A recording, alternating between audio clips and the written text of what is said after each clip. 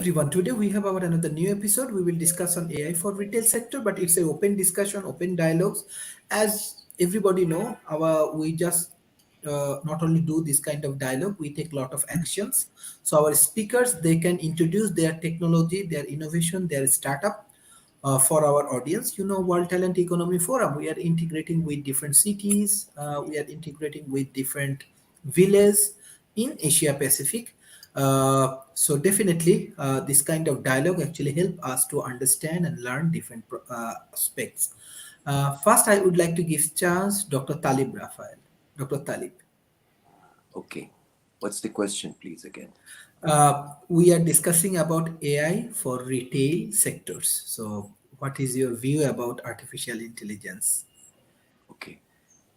Well, artificial intelligence is something that is very new in this world today. And it's something that retail people can make advantage of, can take advantage of. I have seen something like this in my own country, but I didn't understand it very well. I think that it is something that is very valuable now.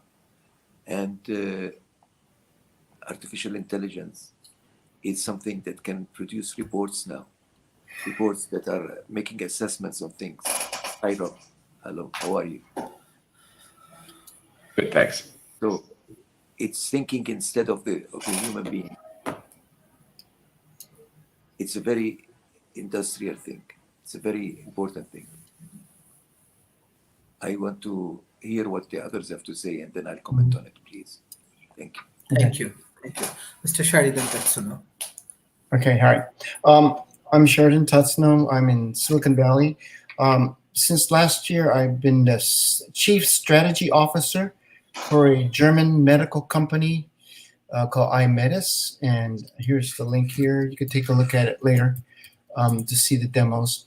And what we started, it was funded, and actually self-funded in 2017 by German Doctors Incorporated in the Netherlands. And what we do is the doctors provided an AI avatar for personalized medicine. So each person, the patient, as well as the doctor or the nurses, have their own avatars, which gather information in a Q&A, and it gathers knowledge about what you want, your searches. So you have your whole audit trail of everything you've ever done. That's what you're doing.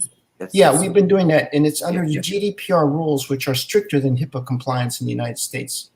So what we do is we obviously say we have to encrypt all the private data, make sure and protect it, that the private patient data is not revealed anywhere. So we've been doing it for 5 years, though.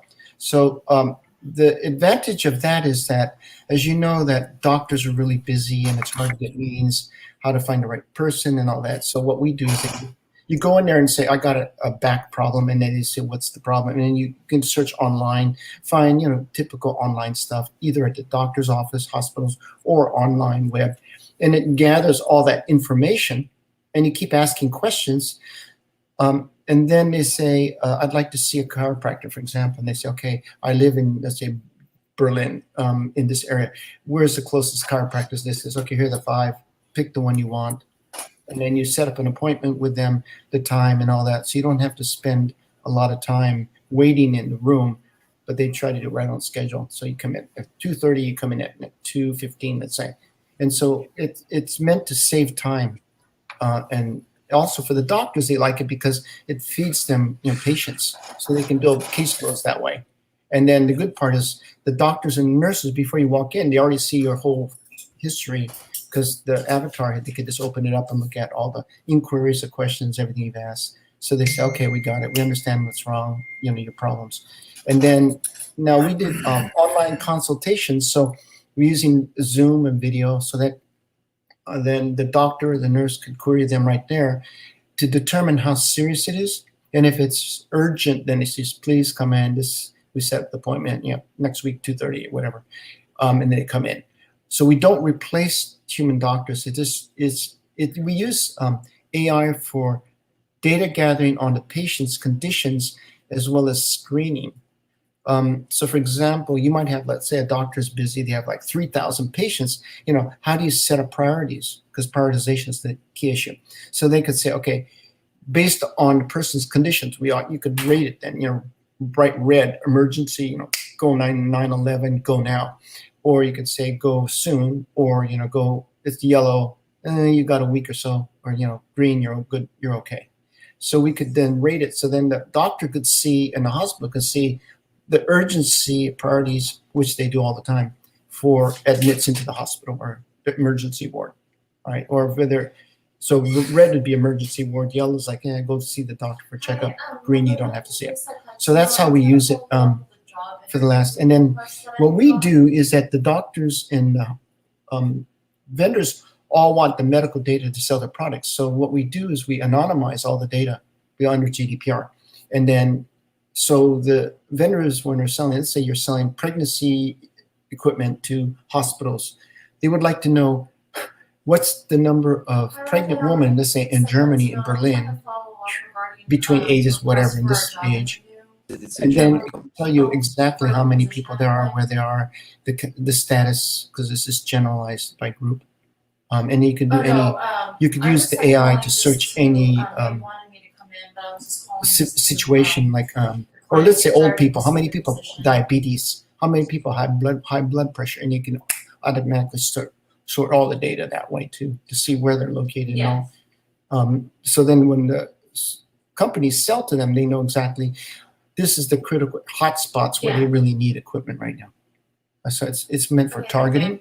And then what we set up is a medical NFT marketplace where we actually sell the medical data, anonymized again. You can't sell personal data, but just general, like pregnant woman, whatever. And then we sold that. We went on we have the marketplace, so any hospital or community can sell their anonymized medical data under GDPR and then generate revenue. So we generate a lot of money just doing that to fund our doctors and our services. Now, the other thing too is in Kenya, we're talking about working with tribes to do for healthcare for tribes, but they don't have money. So we're thinking of doing maybe art NFTs, African artists and Kenyan artists and musicians. And then besides cultural identity is to sell that so they can generate revenue, so they can hire doctors and nurses to provide free care, cheap care. So, and we do everything with cell phones. So that's basically what we do. Can I ask you a question? Okay. Okay. How do you collect the data? The data has to come to you? Oh, no, yeah. Besides your typical, enterprise hospital search data, and get all the data which is available from the hospital and public sources. But we do personalized. So it's all based on the patient's interaction with the phone and the doctor's interaction. So you have your avatar. So let's say, if the patient doesn't come to you, you can't count it. Yeah, they just sign up, right? This their app, and you sign up, and then it says, "Welcome to Ahmed's," and okay, what's the problem? And they go, "We need this," or I'm pregnant, I need this, and then you start talking to it, and it just starts gathering information, asking questions. You provide answers, and they basically gathers a lot of information. Because the goal is to, like regular Google search now, is I have a problem, I don't know what's wrong. And then they say, okay, well, what's the problem and all that. And it starts feeding you information from websites in the doctor's hospital, the hospital. But that search data is really important because then the doctor knows exactly what's wrong when you come in. So before you come in, then the doctors all say, Mary Smith has had all these problems, and here's what she's asked, and here's everything. So we know exactly what's wrong from the patient's point of view. The patient has to contact you first. Yeah, so they just sign up, right? So right now we just do it through hospitals because it's easier, or doctors. They have their services. So for example, a lot of doctors are busy. They have maybe 500 patients. They just say, okay, sign up, and then just do that, and then our AI can get to you and provide you information fast until I can get to you, right? And then hospitals provide it. So we have 3 hospitals, one in Lausanne, Singapore, and Dubai. And then Tokyo's coming on. So the large hospitals, they have huge patient enrollment. And so they provide that as a service from the hospital. So they just get the program is German? Oh, no, it's in all languages, yeah. So it's in the local language. So it's German or French or we'll be localized for Japanese to be all in Japanese. Okay, so that's what we do, and but it's meant to make it easier, because one problem in medicine is all institution centric, which means you come at our convenience, that's not and then searching and trying to figure out, it's a nightmare for people trying to find the right person going from, whereas this way it's all in one thing. It says, here's your problem, here are the people you should go to, and you talk to them and they say, okay, they can refer you, and it's all on your records. So you don't have to keep going back and writing down stuff. And then the doctor automatically knows. Regardless of where you live. What's that? Regardless of where you live. Yeah. So we're going global right now to 20 cities. So we've got the three. We're in Europe. We're going Switzerland, France, Germany, UK. Then I'm bringing it into the US right now. And then we got Tokyo, Japan. So we're going to Japan. Then I'm opening up Africa for them, because I know people in Africa. And then their Middle East, Dubai is pushing really fast right now. Dubai is a leader right now. They want to move really fast in next generation health. But we're using AI. But we just launched the virtual reality portion called Healthy Cities. And if you look at the site, and you can see how we use VR. So we're trying to figure out, besides surgery and medical education, why do you use VR, right? So I'm doing preventive healthcare as urban planner, which is how to prevent people from getting sick and going to the hospital. So using music, dance, therapy, other things, sports, to keep people healthy. And then how would you use VR and AI to do that?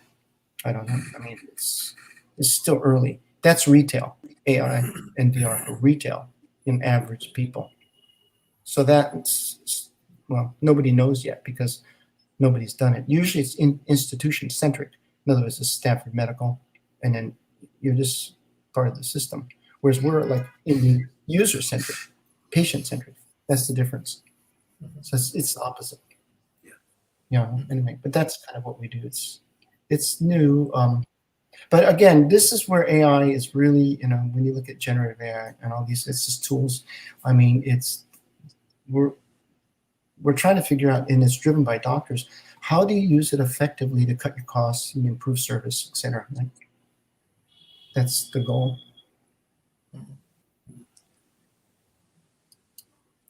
Thank you, Mr. Rob. Well, good morning. I think the topic today is AI and retail. So we've separated out a bit, but AI and retail is mostly focused on guiding customers to products, making sure the stores are properly stocked with products that would be served in their particular area. And the gold standard for AI and retail is the experimental stores that Amazon's put up under the Amazon Go banner. The interesting thing that was discovered with the Amazon Go stores, and the experience is, you walk into the store, you fill up your cart or your basket with goods, and you just walk out. You don't go through a checkout line or anything along those lines, and you are automatically billed, or your credit card's automatically charged for what you picked up. It's kind of a physical representation of what it's like to go into the Amazon online store, with the exception of there's no checkout process. You don't have a shopping cart to clear. It's kind of interesting. The physical store is more convenient from that regard, the checkout process than the online experience, and figuring out how they could improve the online experience is going to be interesting to watch. The problem, though, was that to do this, it required a lot of cameras, because every product has to be tracked visually, and so when we were picking up a product off the shelf, the camera records the activity, and that's how it's charged to your account. And if you put it back on the shelf and don't take it, then it takes it out of your virtual shopping cart, and you're not charged for it. And it's fairly accurate.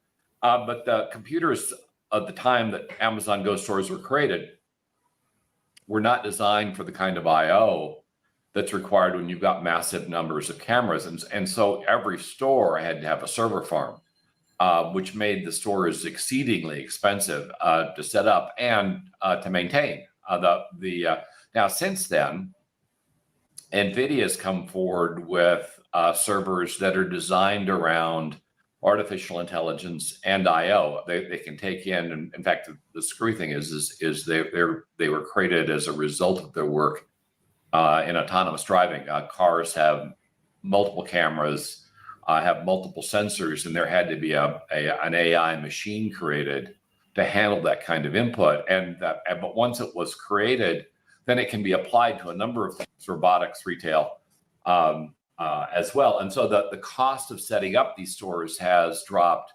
rather dramatically, but it's still not cost effective. And people haven't really wrapped their head around, customers haven't really wrapped their head around the experience.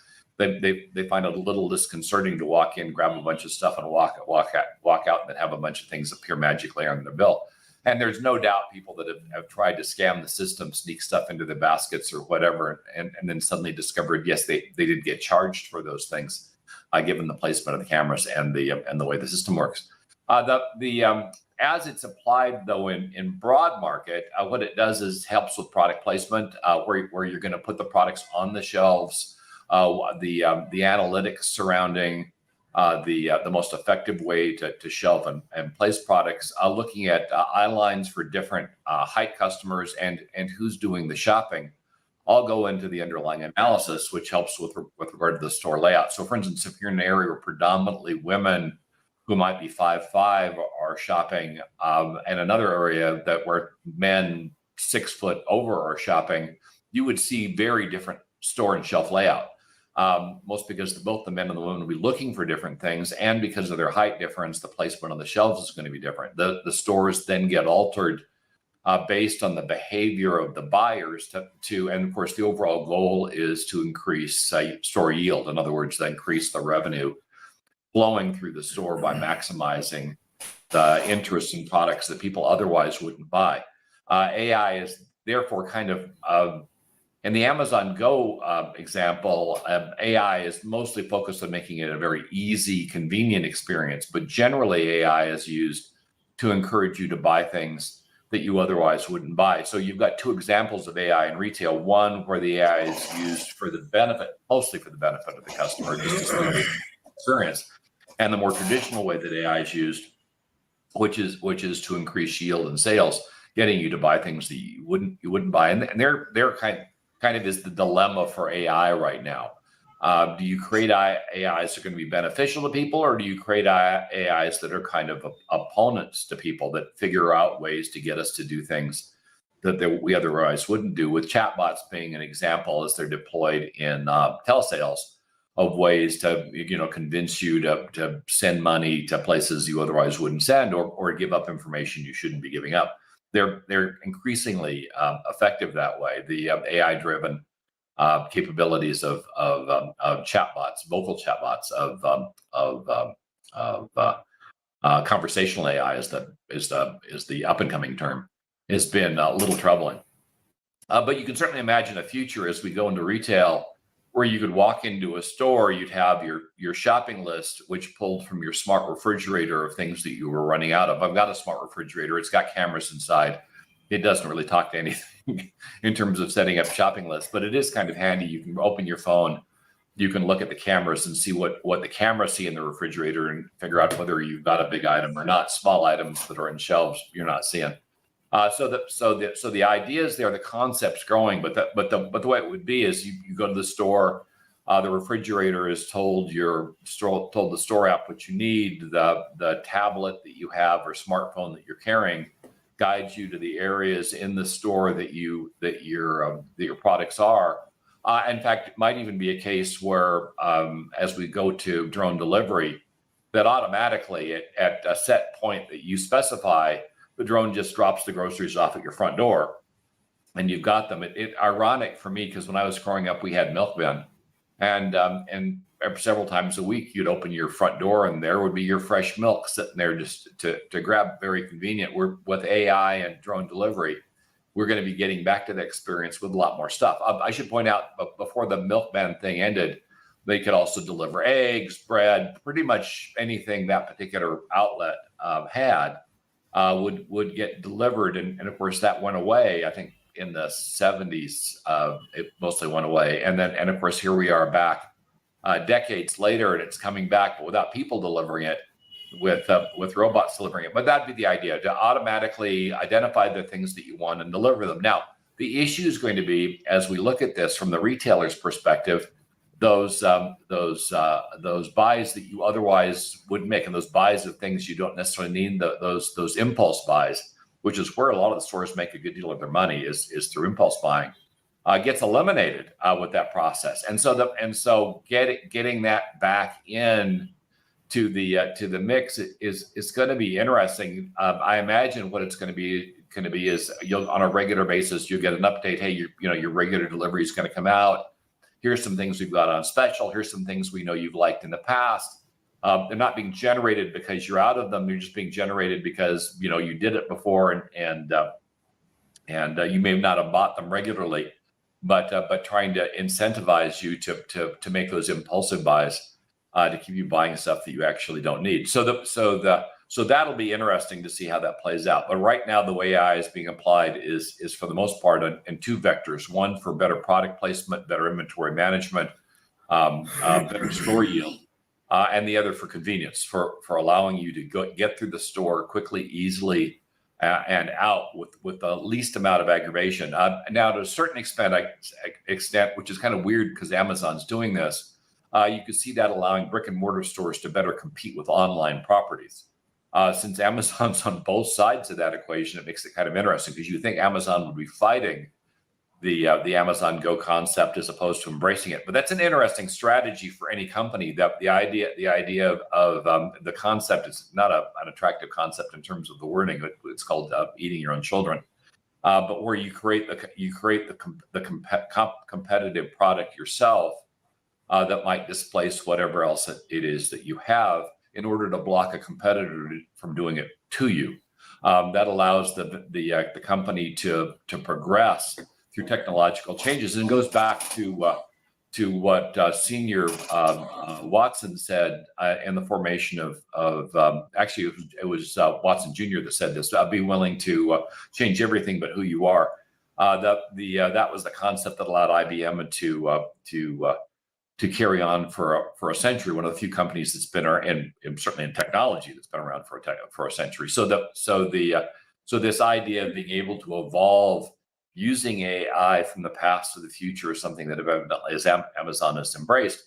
And so far, they're the only major retailer that's as aggressive with artificial intelligence on both vectors out there. But undoubtedly, that's going to change as time goes on. So that's kind of where we are with AI and brick and mortar retail. We do have AI in online retail as well, and you can see that played out when you go to any major online retailer. Using Amazon as an example, you'll typically go in, and on the main page you'll see things you've looked at in the past, things you've looked at on other websites, all organized for you in a hierarchy based on what the AI figures that you're most likely to buy. That's going to get a lot better going forward. Right now, it's a little iffy.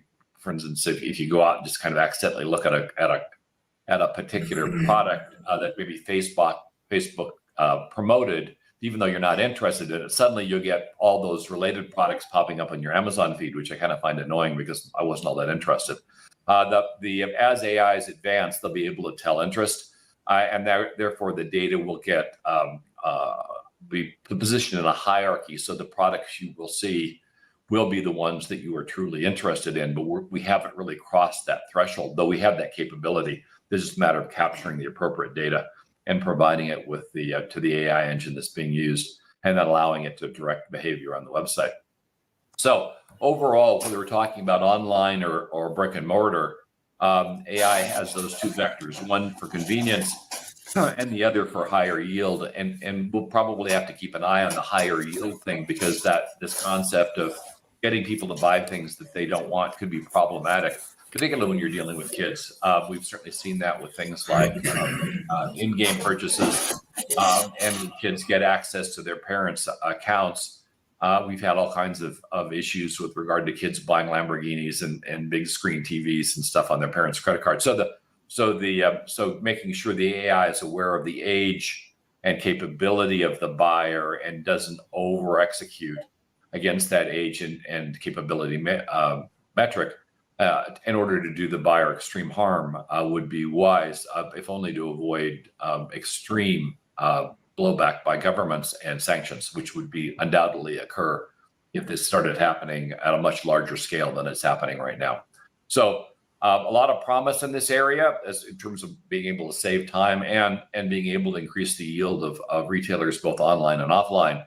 But some problems as well to keep our eye on because if the generative part of AI over executes, it could certainly result in sanctions and restrictions placed on the retailers, and some of those can be severe.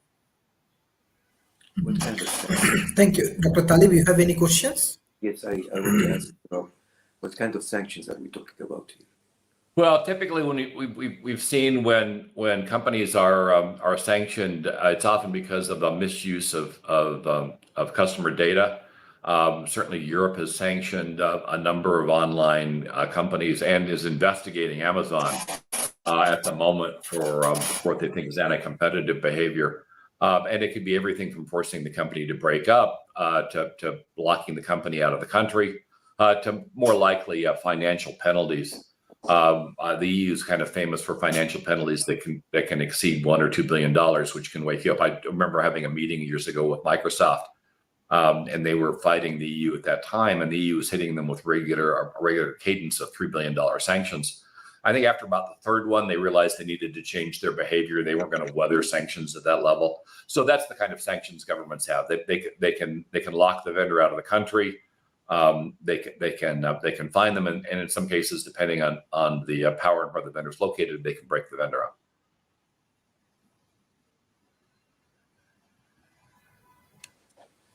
Okay. I don't see a big difference between that and the online shopping, actually. And there probably isn't. The fact is that AI was brick and mortar retail doesn't necessarily get a ton of money. So online retailers and online of course is already technology centric. So online retailers have been much more aggressive and have access to far more data to allow for this for the AI to take hold. But it's coming to brick and mortar as well. Thank you. Thank you. Thank you. Dr. Talib, you want to add any point? Well, I want to say that this retail connection with the AI is different from that of the medicine part. The medicine part is quite comprehensive in its approach, and it's detailing a certain area that's very, very important for human lives. I think Dr. Sheridan has explained to us what they do, but my question is the following for Dr. Sheridan and for Rob. What if the people don't want to register as such? What happens to the people? If they hesitate in registering? They don't get medical care. They have to go the old-fashioned way, wait in line for 4 hours. Okay. So typically, it's sort of like you could choose. Okay, you can choose in retail, for example. You can go drive a car around town all day and try to find things, and spend 10 hours to do it and not get it. Or you can go into Amazon, do it in 5 minutes. I mean, you're not forced to go to Amazon. The problem is that in retail, and this is the major. My family has run a business in retail for 120 years. Okay, so I know it as a small shop. It is impossible to store everything everybody wants because they're the wrong size. You're out of stock, and then you come in and 90% of the time they say, "Oh God, we don't have it," but we'll order it. And goes, "Well, forget it," and then they'll buy it somewhere else because retail is very competitive. It's not. Can you force them? Is that they have ultimate choice nowadays in retail. You could go to one of 10,000 different shops or 12 online shops. So if you don't provide it, they're gone.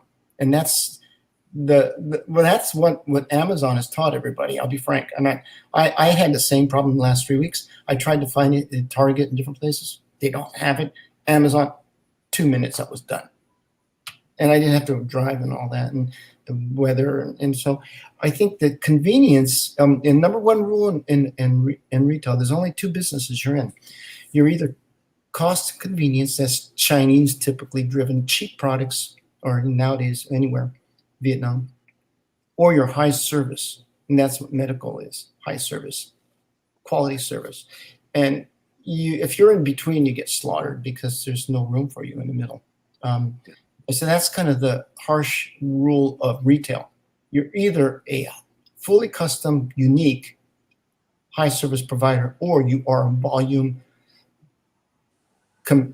Beat Amazon. I mean, Amazon is basically sets the rules in terms of volume retail. Now, a little background, I'll just provide some context. I mean, because Rob referred to it earlier, just to give you some. Okay, consumers are about 70% of the $100 trillion global GDP. So $70 trillion a year. Okay, so that's why it's what Rob is saying is so critical, because Amazon is setting the rules with all the other big retailers online against the mom and pops, and we're getting slaughtered by the Amazons of the world. I'll tell you, it's hard to survive as a mom and pop anywhere in the world nowadays. Medicine is 10% of the GDP, is $10 trillion a year. Now, in the past, and one of the things that tech has done, and Amazon's a leader in this one, AI, is that in the past it was healthcare was either government or big enterprises like Kaiser, right?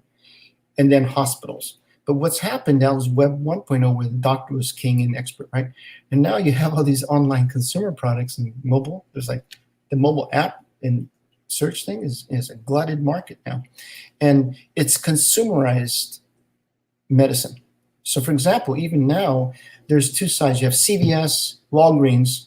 They're all becoming mini emergency wards, and they do injections. They don't just sell products anymore. They provide a lot of care now, senior care, baby care, all sorts of things, because there's a lot of money in services for immediate, because you cannot. I could walk into CVS and wait 30 minutes to get what I need. If I have a doctor, I have to make an appointment like 2 weeks in advance, and then drive there. And so all the retailers now, this is what I think Rob's background is, that we've done it for retail products, and now consumer and Amazon and all the big boys are coming in. Google, Amazon, they're all setting up your healthcare services now, and they're just going to slaughter the CVSs, because again, you're back to the walk-in versus online, and CVS can't have everything in their shop, whereas Amazon could. So that's where the big shakeout's coming, and this is going to be fun to watch. How will Amazon and all the big players come with AI now, and personalized AI, with literally generative AI, with it's more semantic AI, and provide a lot of medical knowledge that the doctor may not know because they're not specialists in all the fields. How will that play out when Amazon and Apple and Google and all the majors come in with AI systems against CVS and Walgreens? And I don't think it's going to be a fair fight.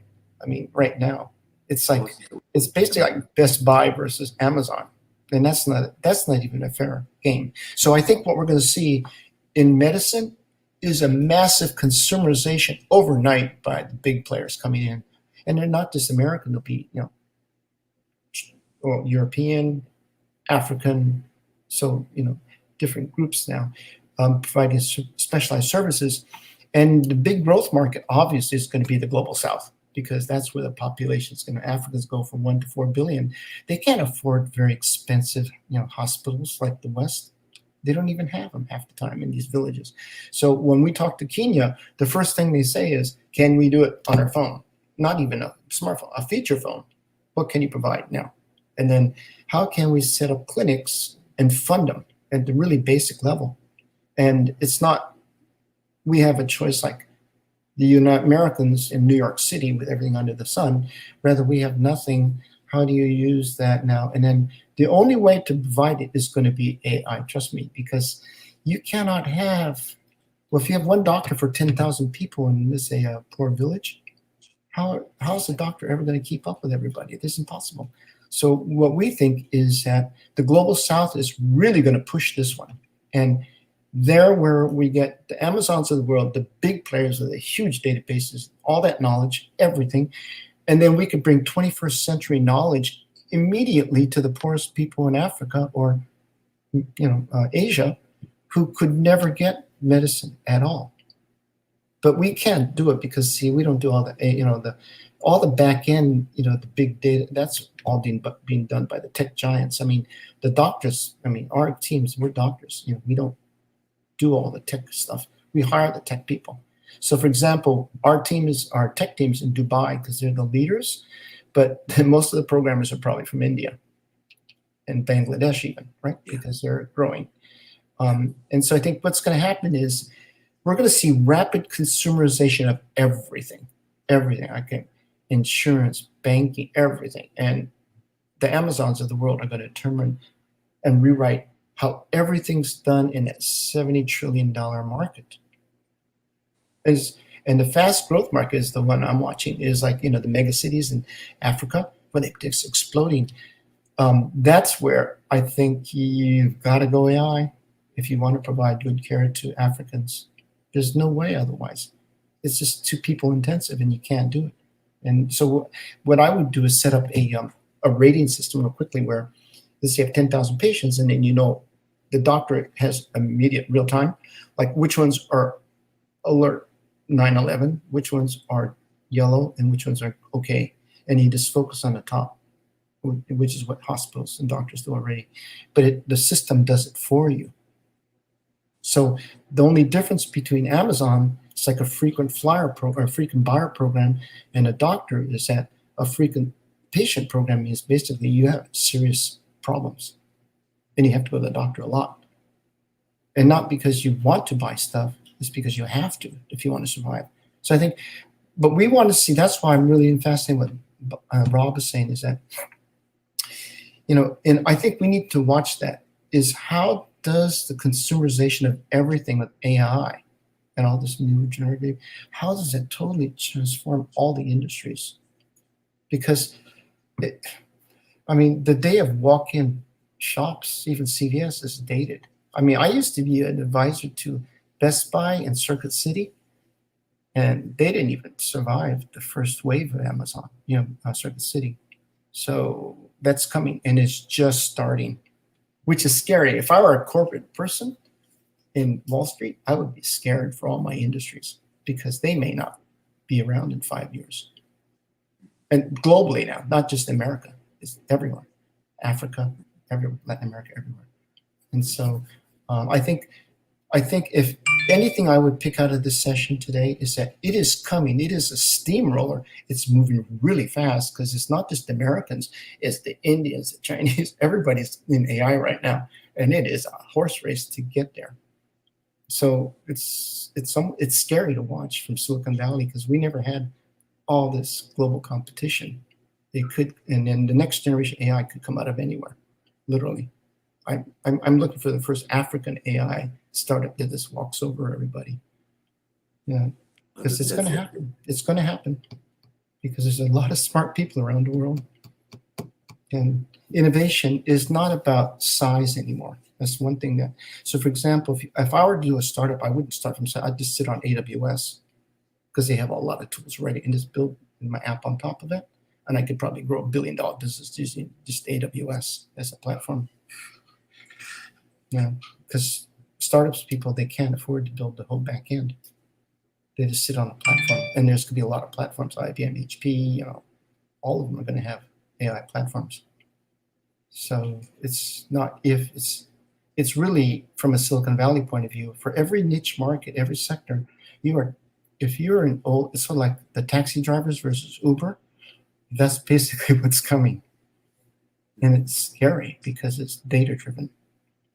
And it's moving really fast. So that's why I think when I listen to Rob, I just say, okay, we see what's happening now. How does it apply to my sector? That's what I worry about. And how fast will that happen? Because we may see companies collapse overnight in a year or two. When I was at Circus City advising them, I gave them a year. They made it 6 months. So, and the whole thing collapsed. So, that's why these things are sessions are not just, ideas and thoughts and what I was talking about. These are real. We're talking about trillions and trillions of dollars at stake and all these lives at stake and jobs at stake. So the stakes are really, really high on this one. I can't even imagine anything bigger right now economically besides COVID maybe, but it's AI is just really, we haven't even seen it. So a little backgrounder, generative AI is booming right now. This is the hotspot, Silicon Valley. There are 260 or so startups that have been funded in generative AI, like ChatGPT, for everything now. There's streaming now for making movies. There's art, music, all sorts of things. It's already here. So, as I say, be careful and move fast because it's coming. That's all I could say.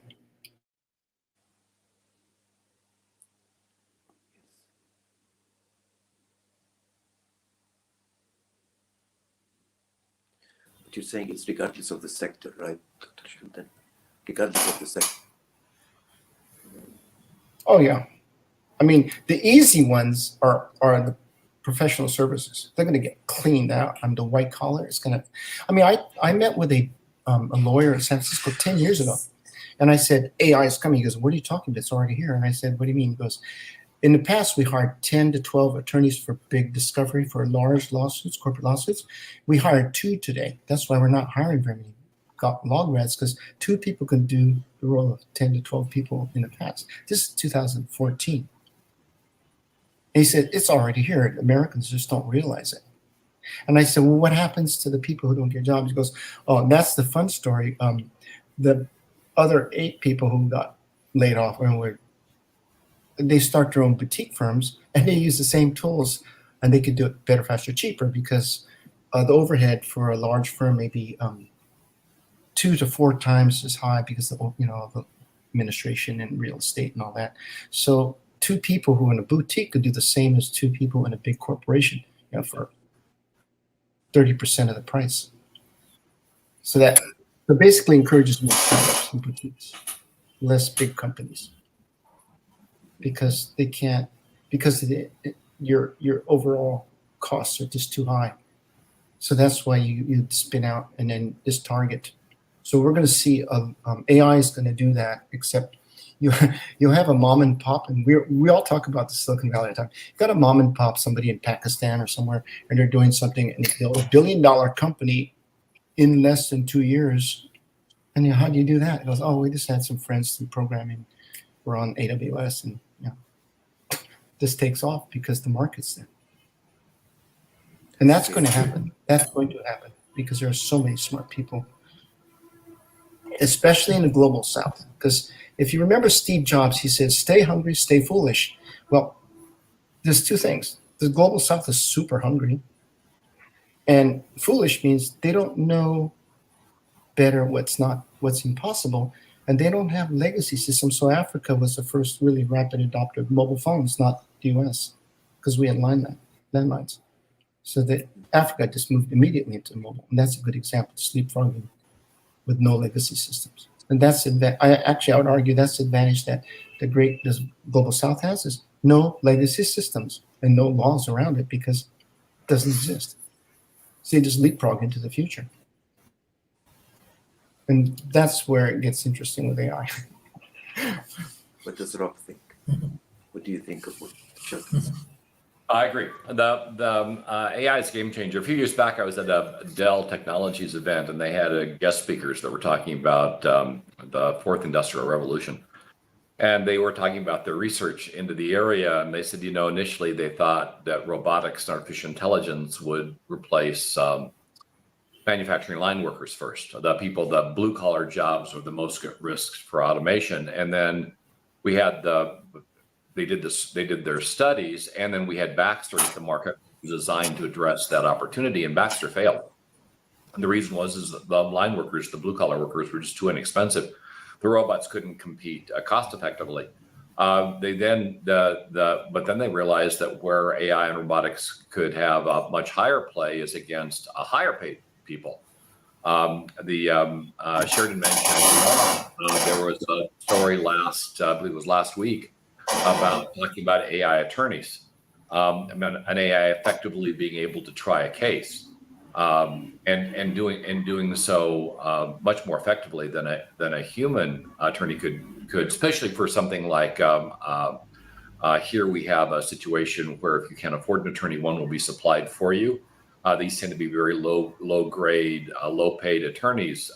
That's where AI could step in, provide a much higher level of service at a much lower cost for the people that are typically be assigned an attorney that was poorly skilled, and it could allow somebody that doesn't have much of anything to more effectively litigate against a larger company that can afford a better attorney as well. It could be a big leveling function. But think about this: attorneys are very highly paid. The other area they said they'd probably take out with the knees are analysts. I'm kind of hoping I'll retire before we get to that point. But again, highly paid people that look at data. That's what AIs do. And so the end result is the jobs that are at risk for artificial intelligence are at least right now the more highly paid folks. The blue collar guys are, at least to a certain extent, or at least they were safe until we had the pandemic. What the pandemic did, however, it's created a problem with regard to filling slots. And so you've got areas like fast food that weren't even a target for artificial intelligence 4 or 5 years ago, except in theory. And now they're on the short list of stores that may fully automate because they can't get people to operate the stores. And so you've got now, it's not a choice of low cost versus high cost labor. It's a choice between whether the store is open or not.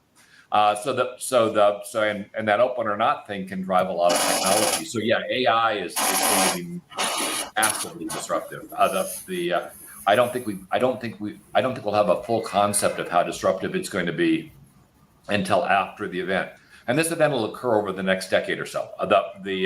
We're kind of still in the first quarter. We were talking about this a year. We're early in the deployment of AI still. Most of us are coming into contact with AI daily and don't know it. In a few years, we'll be coming into contact with AI hourly and know it. And so that's the big difference. If we're talking about the kind of creative AI that Sheridan brought up, it's having an impact, of course, on art and creation. We've got AIs writing concerts. We've got AIs writing novels. We've got AIs writing music and poetry. And the stuff's getting better. And we actually have AIs that are being developed to catch, AIs that are developing, that are writing term papers and school reports. But in the latest coverage of that particular effort, the problem is the AIs that are on the creative side are consistently smarter than the AIs that are on the catch the AI side, on the regulatory side, because the creative side is the one that's getting all the data. Dr. Sharif, could you mute your microphone? Your chair needs some oil and it's squeaking so much I can hardly hear myself think. Time to get you a new chair.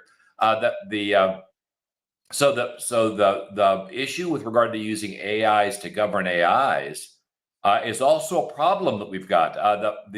Because as pointed out with regard to these AIs that can create content, these generative AIs, that they're getting the data, which means the AIs that are being tasked with catching the activities of the generative AIs are not. And so it's the regulatory or oversight side of the technology is not getting the same kind of capabilities that that those that are on the creative side are. And the end result is their ability to regulate is about 70% effective right now, and it's probably going to drop off as we go forward, and as more and more people start training these generative AIs, and then the generative AIs that are trying to regulate the behavior are only learning from the behavior of the generative AIs that are doing it. So we kind of like law enforcement only being able to catch criminals after they see a crime has been committed, with enough frequency to resource the training of the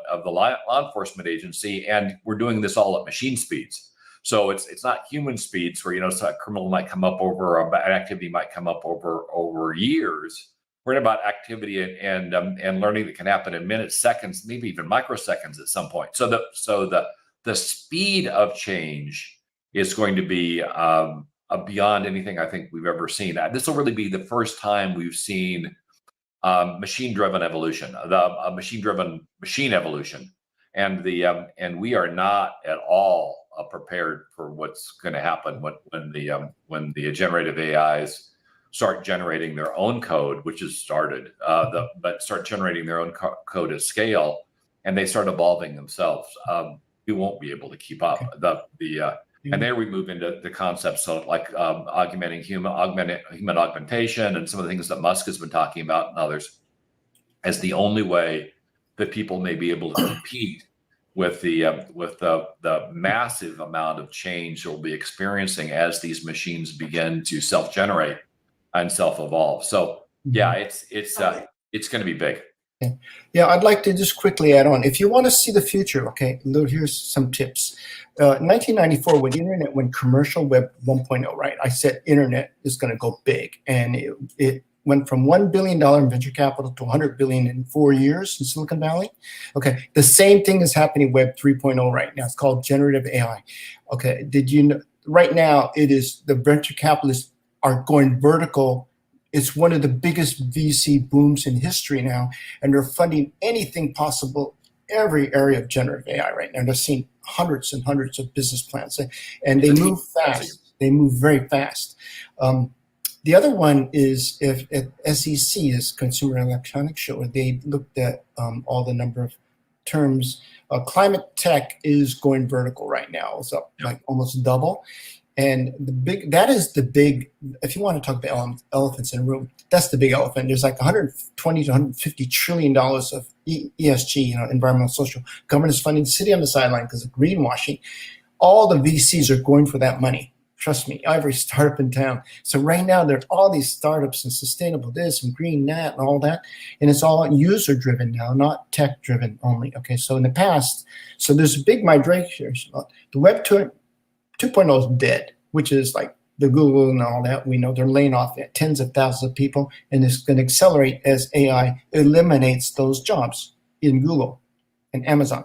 Okay, so Amazon's going to downsize existing Web 2.0 stuff, and then the new Web 3.0 is going to be built out, and it's going to be the big monster for the next 50 to 20, 30, 50 years, climate tech, because we've got to figure out how to save the planet. And it fix everything, supply chains, everything from scratch. AI is going to be right on top because that's the fastest way to do it. Because the good thing about AI, which people don't think about, is that we're trying to dematerialize. How do you use less material? Because that's very expensive. So in transportation, instead of shipping people around the world, you just use Zoom. The carbon footprint to do the same call is like a minuscule compared to like flying halfway around the world. So we might not even be shipping people. The ability for AIs to emulate people and digital twins. Right. You might send your digital twin. You might not even attend the meeting. You might have your digital twin attend the meeting for you. Yeah. So when I say dematerialism, instead of we go from atoms or analog to bits. Okay, that's the shift. That's called the digital transformation, which is exactly Rob was saying. You don't go yourself. You just send your avatar, who's an AI avatar to rep you. Okay, so that's the future. It's coming really fast. Now, the good part, Silicon Valley is cheering because now we know where all the jobs are. Green jobs and climate tech jobs and generative AI is exploding right now. And Chat GDP, in 6 weeks, they've gone from zero valuation to what, $85 billion valuation? And I think they're still undervalued. Based on the interest, though, that could change overnight. Another technology could pop up next week, and suddenly they can be valueless again. It's not only growing fast; it's very, very risky. Okay. So when Google and everybody went public, guess what happened, right? Everybody, brother and sister, started to set up something similar, right? So Silicon Valley, they're all herd mentality. They follow the leader. As soon as we see a screaming valuation, they're all in with their own. And trust me, every VC and corporate VC in the world right now, whose job is to figure out, with a collapsing economies, you losing money on the old guys, they're just ditching all the old people and out with the old and going with the new, and they're looking for the Chat GDP valuations, and that's where the future is right now, and it's happening in real time. This is not going to take 5 years. It's going to happen in 1 year, really fast. It happened really fast. Really fast, because remember, it's not just Silicon Valley anymore. There are people all over the world, in Europe, Asia, everywhere, who are super smart. They're smarter than we are. They're hungrier, and they move faster than we do. So that's what's scary about this one, because it could come out of anywhere. And I think that's why this forum is so important, because the talent is distributed worldwide now. It always is. It always has been, but now they're technically savvy, though. That's the difference. So they can do it. And they can do it better than we can. In fact, most of us in Silicon Valley, most of our teams are offshore. It's just cheaper, faster, and more creative usually. And eventually, you're going to have AI. Effectively, you're going to have AI teams. So Right. you don't even need human teams anymore. Yeah, I've got a hard stop at Okay, 9 yep. my time, which means I've got to Thank you. run. See you guys next time. Thank you. Thank you. Dr. Talib, what's your concluding remarks for today's I session? want to ask Rob before he left, but I can ask Dr. Sheldon Mhm. something about how governments can use AI now. Mm. Because Rob brought two examples here, the regulators and the police, for example. How can government use this AI? Okay, I think governments often work in groups, like cities, mayors work together. I think one government would be foolish to try to do it themselves.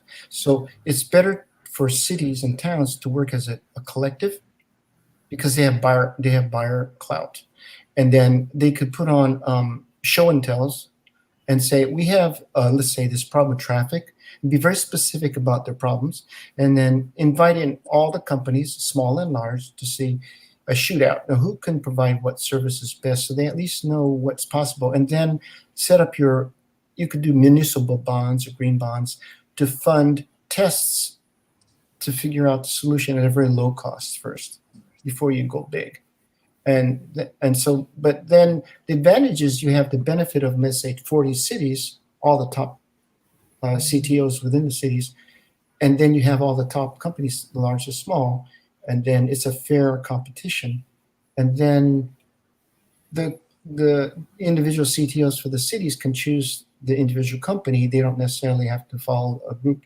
However, in energy management, last year, California, Oregon, and Washington developed the buyers consortium for energy to get the best pricing, because you have more clout, and also for load management, for regional management, because when solar's bad, then hydro's up, and so wind. So they were able to negotiate better pricing as a collective of buyers through procurement. So I think government has a lot of clout in terms of setting the rules, setting the goals, what use cases, and then collective buying. What about the choice of government? Can this AI be used in elections, for example? Yeah. In fact, Russia has been using it since the 80s. Okay, and I met the first software guy from Moscow, who opened up Silicon Valley in 2000. He was one of the data mining guys in the University of Moscow, and then obviously he did projects for the KGB and everybody. He said back in the early 80s, during the Reagan era, we had all the data from all the political elections in the United States. We had detailed profiles of every politician. We knew exactly who might win and how might win. We knew more than the CNN and the Americans knew. And I went, wow, that's scary. He goes, and so Putin's disinformation, like what else is? Now, of course, you've known for the last 40 years all the political positions and everything using data mining, and since 1980. So